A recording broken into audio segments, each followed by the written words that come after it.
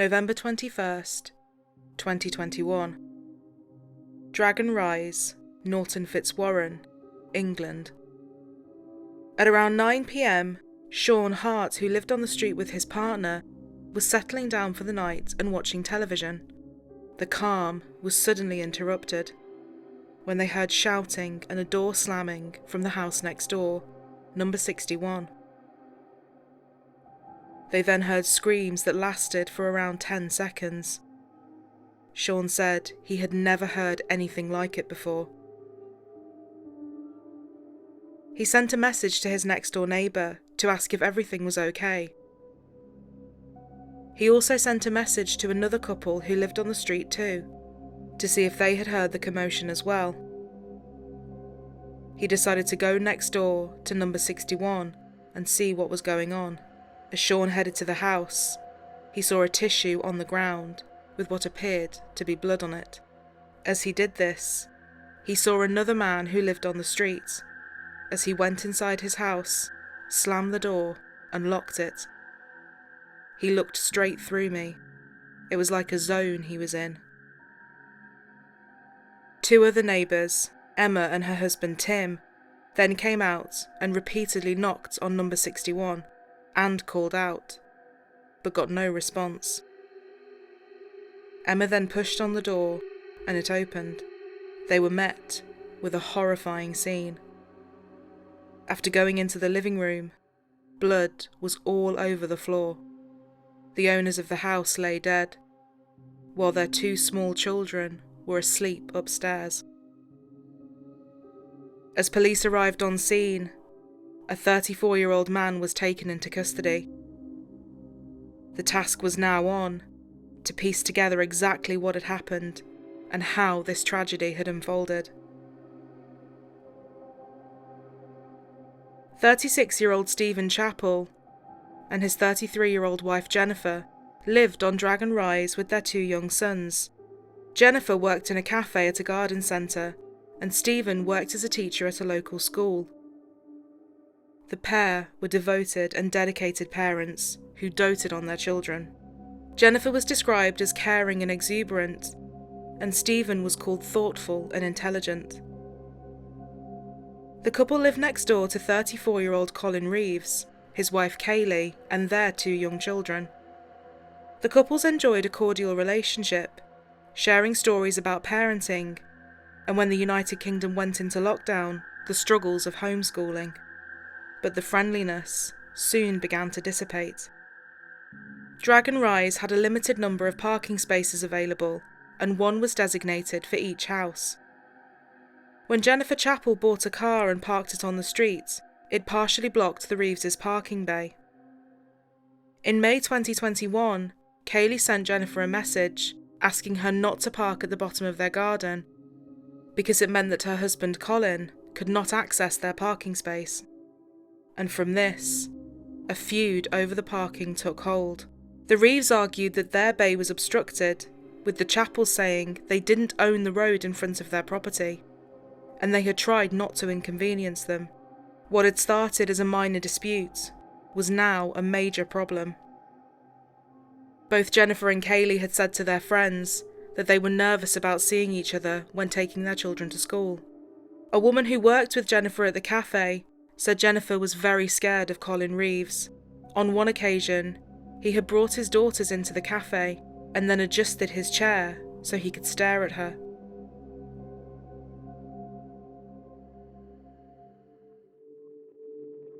On November 8, 2021, footage captured from the Reeves' bedroom showed Jennifer gesturing towards their house. 3 days later, on November the 11th, an argument ensued between Jennifer and Colin outside the homes, which was also caught on camera.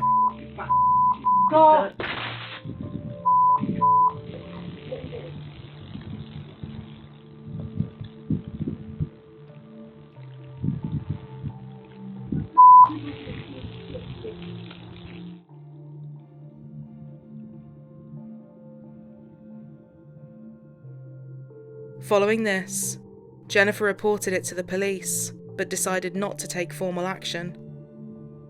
Just 10 days later, the feud would explode.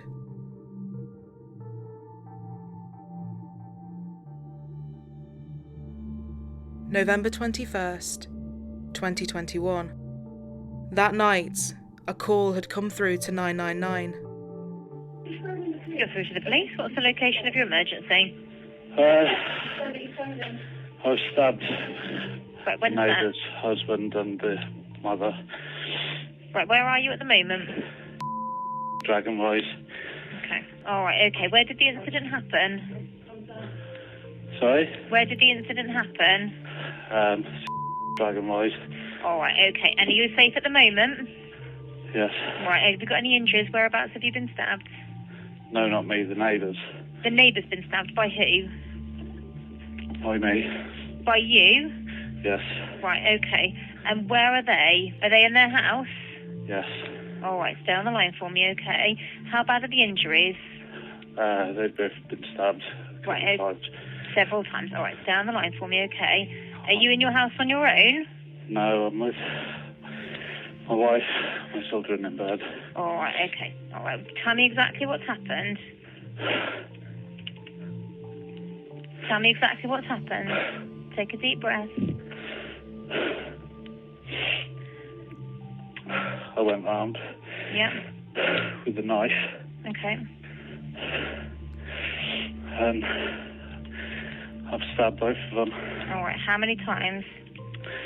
I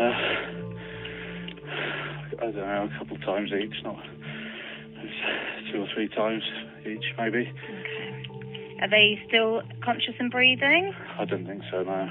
Okay. Okay, are you at home now? Yes. Are they males or females? One male, one female. Okay. And you're currently in, are you? Yes. All right. What's your name? Colin Reeves. All right, Colin. Did you say your wife is with you? Yes. All right. What kind of knife did you use? It was a dagger. Okay. How long ago did this happen? About 20 minutes. All right. Okay. So you stabbed them both several times? Yes. Where's the knife now? It's in my house. Okay. You've done the right thing by calling us, okay? Yeah. What happened when you left? What was their situation when you left? He was lying on the floor. She was lying on the sofa. Right, okay. And were they awake? Were they... No, I think they were sort of drifting And what room were they in? in the living room. Okay.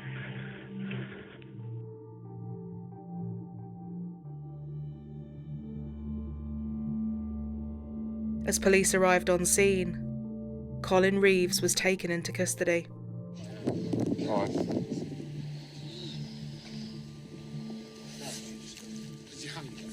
Put your hands up. No, mate, him. You? Go in the house. Let's put your Right. hand. Put your hands up. Right. Hold still.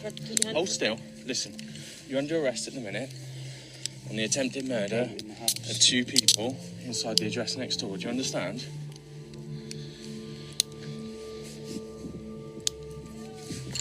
Okay. Let's walk over here a minute. Out the way. Can you guys just... All right. That's fine. We'll sort it.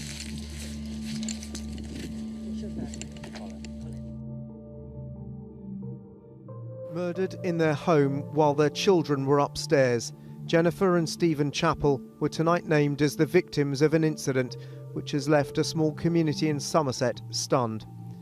This was the scene less than an hour after the attack in Norton Fitzwarren. Paramedics still in attendance. Despite their best efforts, they were unable to save the couple from multiple stab wounds. This afternoon, the police also confirmed the couple's 5- and 6-year-old children were asleep in the house when the attack happened. This is a tragic incident which has shocked the community, and neighbouring officers are patrolling the area to provide reassurance. Utterly heartbreaking, and to look at the situation that this community sees. It's isolated, the inquiries are ongoing, and obviously we'll come to a conclusion as to what happened in due course. All day, forensic specialists have continued to scrutinise the house and the parking bays in front of it. There are suggestions locally that the couple had disputes with their neighbour over parking. The 34-year-old man remains in custody following the incident. Jennifer had been stabbed 6 times in her shoulder and upper chest, fatally injuring her heart and a major blood vessel. Stephen had also been stabbed 6 times. Some of the stab wounds were as deep as 21 centimetres. The attack had been so quick, neither Jennifer nor Stephen had defensive wounds. The community were in shock. Flowers were laid in tribute, and people were trying to come to terms with how something like this had happened. The police investigation is continuing here in Norton Fitzwarren, but the thoughts of this community tonight are very much with those 2 children who were in the house when the attack happened, who are now being cared for by family nearby. People living on this normally quiet estate can't understand how such a violent incident could have happened. You don't hear that round here at all. You know, you might hear about the odd break-in here and there, but that's about it. It's a shock.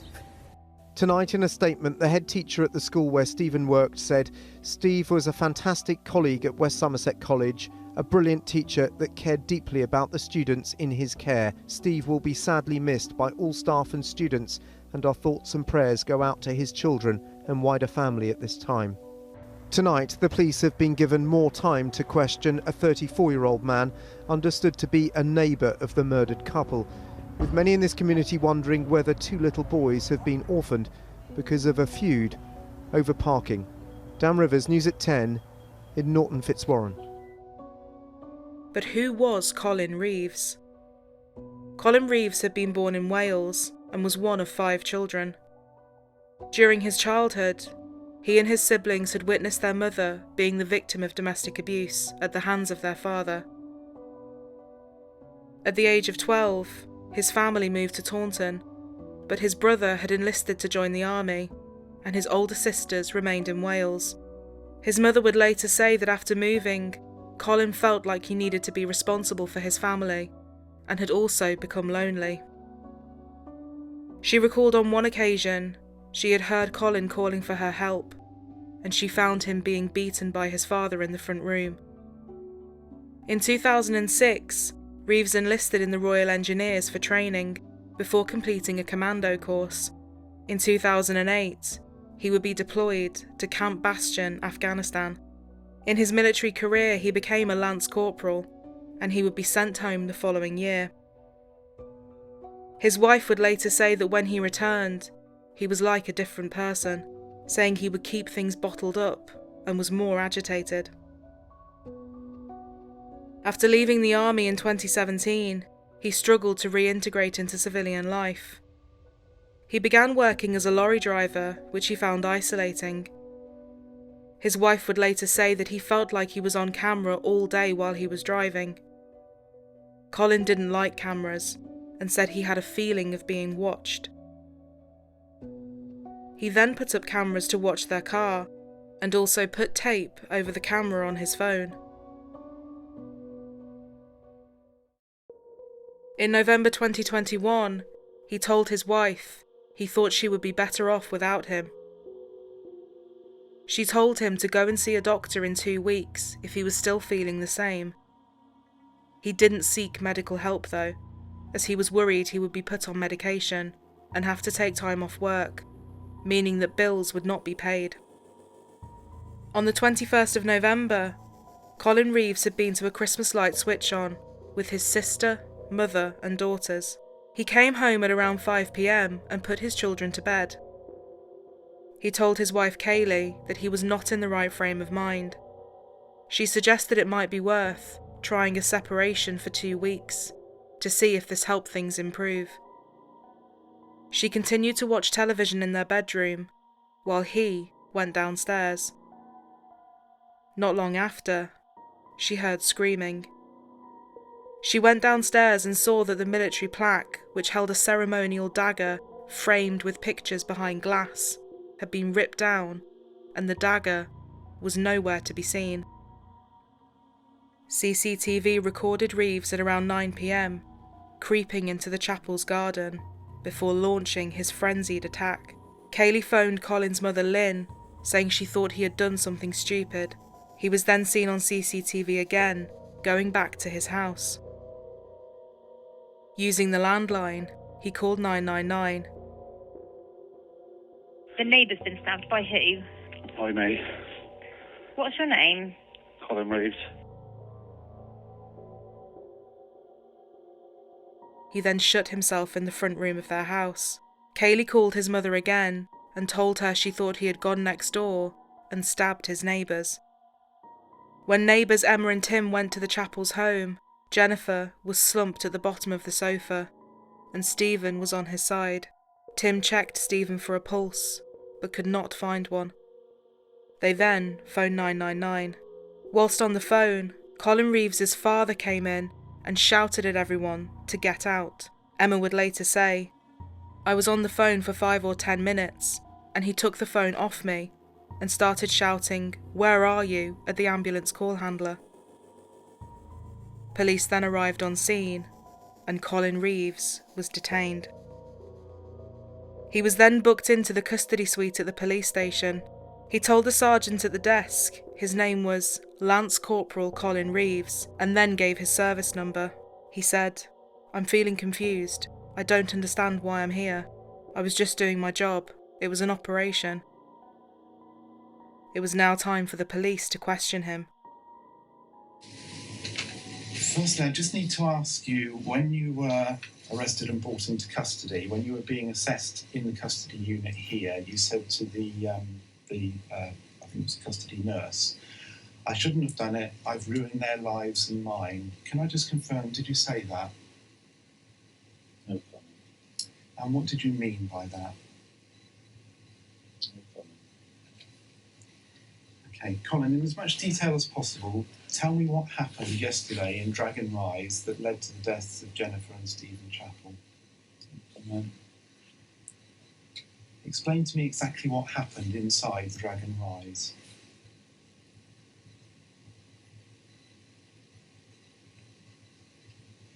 Did you kill Jennifer and Stephen? No comment. How were you involved in their deaths? No comment. Members of Jennifer's and Stephen's families were faced with the awful task of identifying their bodies. Jennifer's sister Rhonda said, "When walking into the morgue and seeing them, I knew I'd lost them both for good, and it was a living nightmare, one I'll never wake up from. They looked asleep and peaceful." 3 days after their deaths, the family told their beloved sons what had happened to their parents, saying they would be in the stars and the rainbows and always watching over them. A few weeks after their deaths, family members went to Dragon Rise to get some more of the boys' belongings. Everything was still in its place. Rhonda said it smelt the same, and she was expecting them to greet her at the door. She said the house felt cold and silent, and that they felt wrong for being in there. She said it felt like they were breaking in. As Christmas came around, the community rallied together to support the families, as huge amounts of gifts were donated to the boys. But Rhonda said she knew from looking in their eyes, they knew something was missing, and that Christmas would never be the same for them ever again.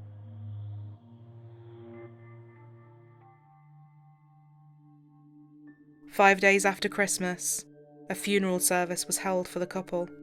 They shared memories of the couple and united to support each other through their pain and grief, and shower their children with love and affection.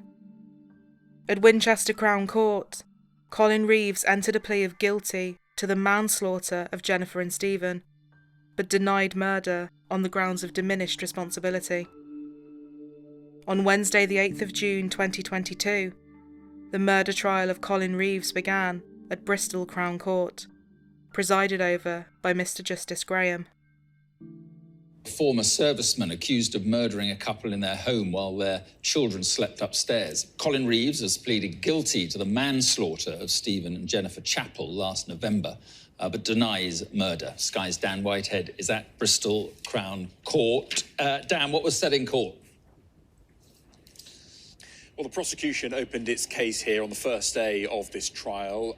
These killings happened on the 21st of November last year in the village of Norton Fitzwarren in Somerset. What the prosecution told the jury today is that Colin Reeves had climbed over the garden fence connecting his property to that of Jennifer and Stephen Chapple, the two victims in this case. He came over the fence carrying a ceremonial dagger that he had been given when he was given leave from the British Army, and it is that weapon which he used to kill the parents, who are both in their 30s. As you say, they were attacked in their living room while their two children were fast asleep upstairs. On Thursday the 9th of June, the court was presented evidence from neighbours who had lived on the street and were some of the first on the scene. Their statements were either played as recorded video interviews or read by Adam Feast QC, the prosecution barrister.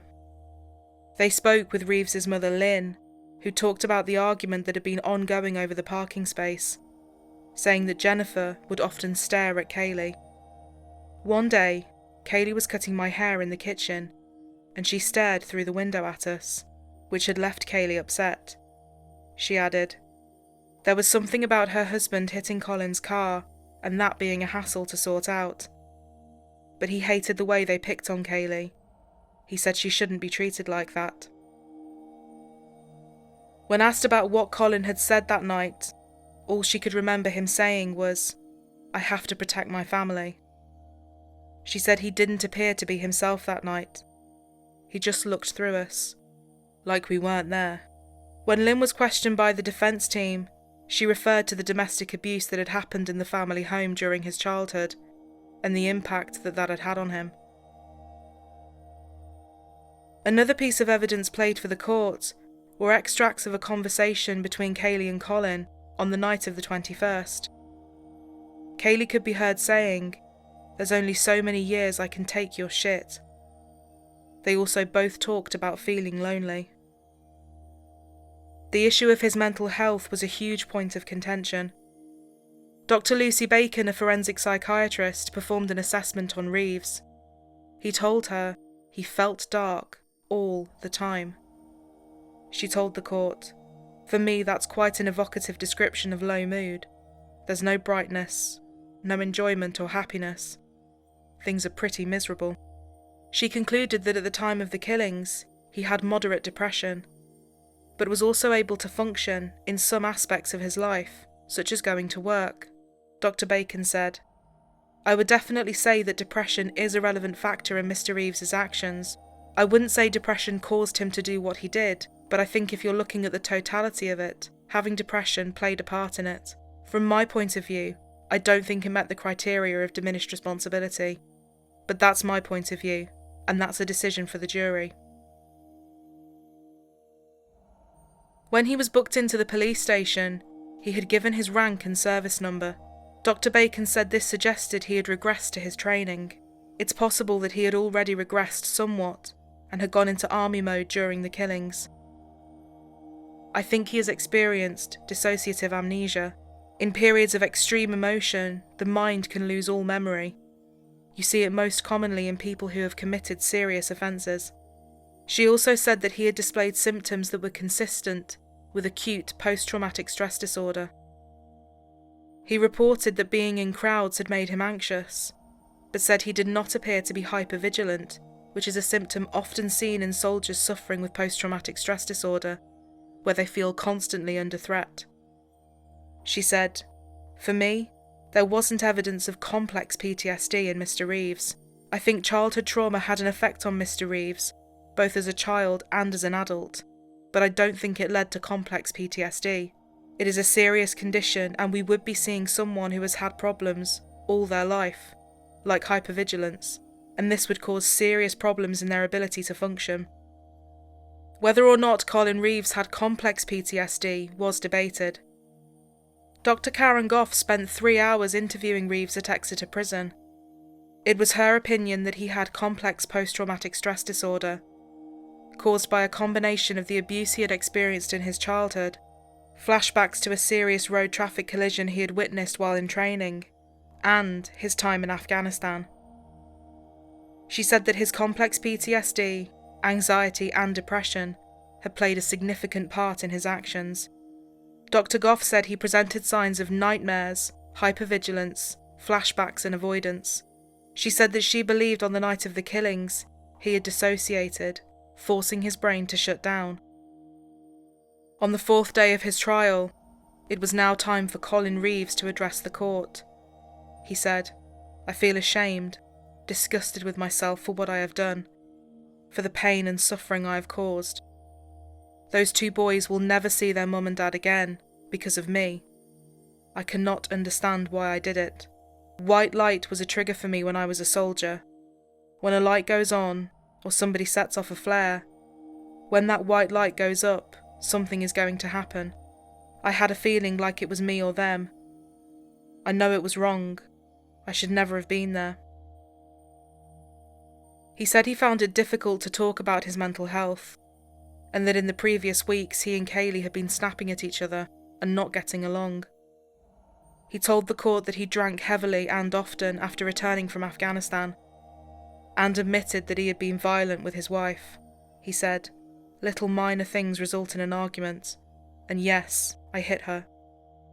He said that he had lost his memory from when he was sat crying on the stairs with the ceremonial dagger still in its frame, to when he was back in his house and in the living room with Kaylee screaming.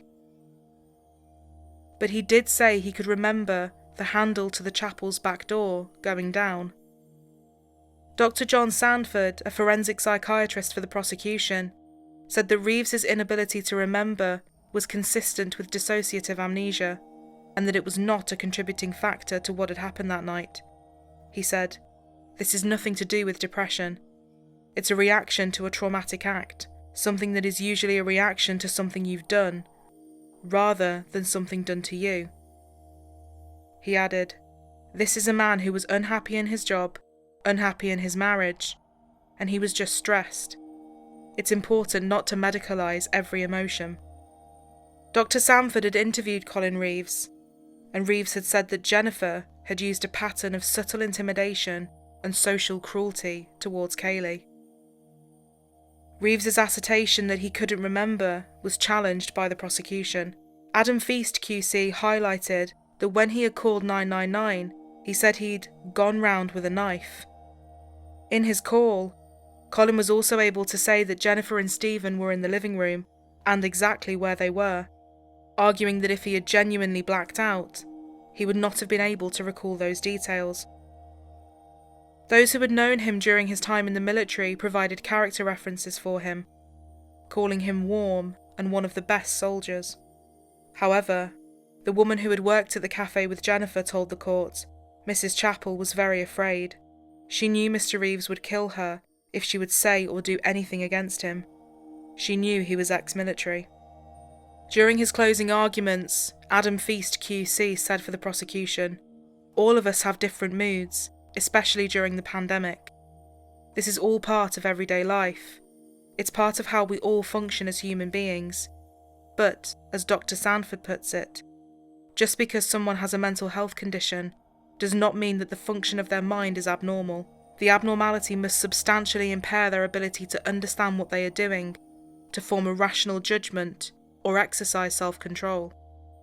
He also referred to the way in which the dagger had been removed from its frame, leaving the pictures correctly in place, and the way that he had crept into the chapel's garden to avoid being spotted, arguing that the defence of diminished responsibility did not stack up. Joanna Martin QC gave the defence's closing statements. She reiterated that what had happened that night was a tragedy, and that Colin Reeves had accepted what he had done and was horrified by it. She argued it pointed towards diminished responsibility, saying, "Why would a sober man suddenly stab his neighbours to death, while not only their children slept upstairs, but while his own children slept next door? Why call the police to confess? How can that possibly be a man who is in control?" After 4 hours of deliberation, the jury had reached their verdict. On the 8th day of his trial, Colin Reeves was unanimously found guilty of murder. His defence of diminished responsibility had failed. Mr. Justice Graham sentenced him to 2 life sentences, with a minimum term of 38 years. He said the killings had torn the heart out of 2 perfectly normal and decent families, adding, "You left Mr. and Mrs. Chapple on the floor, bleeding to death, and all of the time their 2 children were asleep upstairs. Your murderous behaviour left them orphans. They were put to bed that night by their parents, and they would never see them again. The harm you did to those 2 innocent children is incalculable." He also referred to the pain and damage that had been caused to Reeves's own daughters, saying that they would now grow up without their father. As the sentence was handed down, members of Jennifer's and Stephen's families sat in the public gallery holding hands, many in tears. Colin Reeves sat with his head down throughout. Kaylee Reeves held her husband's hand through the gaps in the glass of the dock where he stood, before he was taken down and sent off to Bristol prison to begin his sentence. After the sentencing, his mother Lynn stood up to give a statement. She blamed her son's conviction on the psychiatrists who had carried out the assessments, saying they had failed him. She said that it should never have gone to trial, and that his manslaughter plea should have been accepted. Mr. Justice Graham then stopped her from continuing. Although Reeves had admitted to killing the couple, he tried to persuade the court that he did it because he was mentally unwell. The psychiatrists didn't believe that, and neither did the jury. Detective Inspector Neil Mead gave a statement on behalf of the family. No verdict will bring back our beautiful Jennifer and Stephen. If anything, this past 10 days have prolonged us finding out how Jennifer and Stephen spent their final moments. We will now focus on Stephen and Jennifer's beautiful boys, helping them to live the life that Jennifer and Stephen would have wanted for them. On the 7th of July 2022, it was reported that Colin's mother Lynn Reeves had launched a petition to have his sentence reduced, saying he had been let down by both the army and the mental health services. She told the County Gazette, "We can't condone that Jennifer and Stephen Chapple lost their lives on that night. Their 2 boys left without parents. The suffering their families and friends are dealing with. What happened shouldn't have happened. We all agree that. But it wasn't Colin. It was so out of character. Colin accepts he should be punished for his actions, though it was something his mental state made him do. Not the Colin we know and love. He'd never have done anything like that. He thought they were the enemy, and he was on an operation and needed to do his job. He's expressed regret and can't believe he did it. It was something his mental state made him do." The following day, July 8th, it was reported that the Attorney General Suella Braverman was asked to review his sentence, as it was argued it was unduly lenient. On the 11th of August, Suella Braverman ruled his sentence was not too lenient. A statement said, "After careful consideration, the Solicitor General has concluded that this case cannot properly be referred to the Court of Appeal. The threshold is a high one, and the test was not met in this case."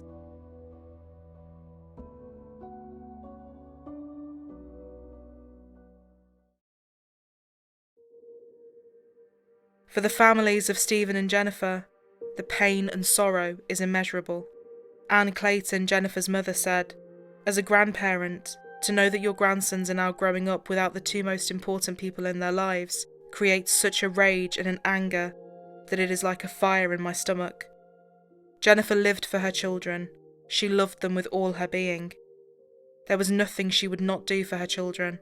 Now they will never know what it feels like to hug her, snuggle her, get bedtime kisses from her again.